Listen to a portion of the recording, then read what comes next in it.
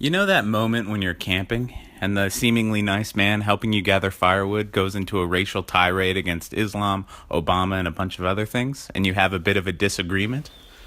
Oh, the people you'll meet.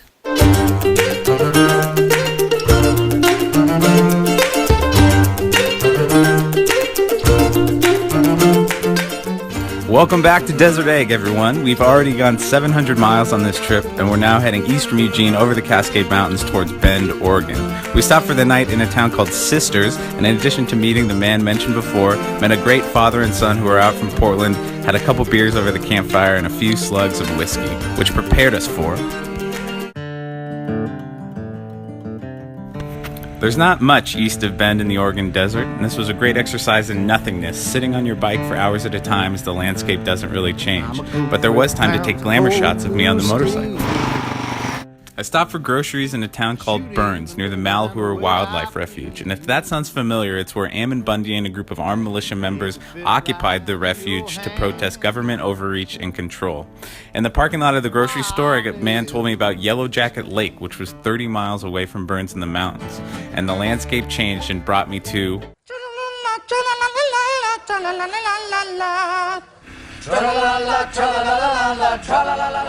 The road north of Burns to Yellow Jacket Lake was one of my favorite motorcycle roads I've ever driven on. Winding, gentle turns, the landscape became more forested and beautiful. This was a lot of fun to drive and took me to the beautiful Yellow Jacket Lake.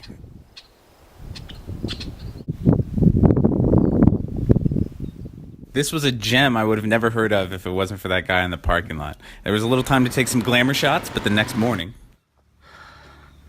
We have a big problem. And when it fell over, gas started seeping into the ground, so I'm not even sure I have enough gas to get out of here now. And that's a bummer. Fuck. Beautiful, though. It took all my strength to get the motorcycle back up, but we were on the road again. Okay, we are almost to Idaho. Well, not almost, but... we're about 100 miles from Idaho, maybe. Very eastern Oregon. It's really nice. Is the bike upright? Where it should be. Oh yeah! This is actually when we're leaving Idaho, but it'll probably help with the film. And we continued on to Boise, and I didn't really film anything there, but fun fact, unlike New York, which drops the ball on New Year's, Boise drops a giant potato. Anyway, the next day we were out there. Idaho! Woohoo!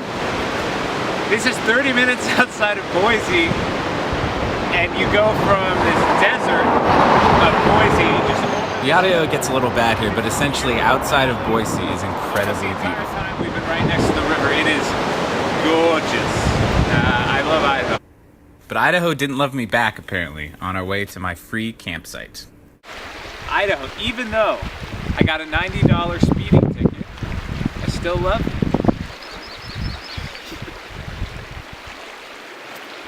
This is beautiful. There's nobody around. Yeah.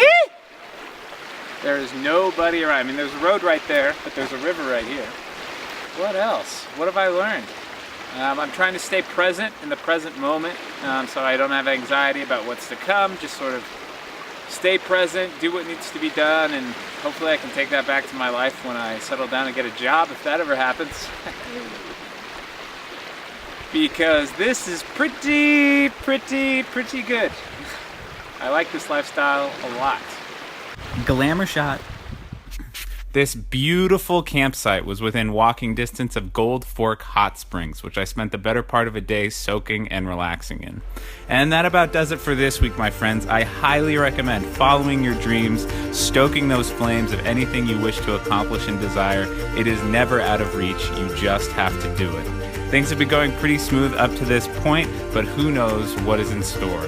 Continue giving us social media love, follow the trip live on Facebook, and as always, egg on, brothers and sisters, egg on.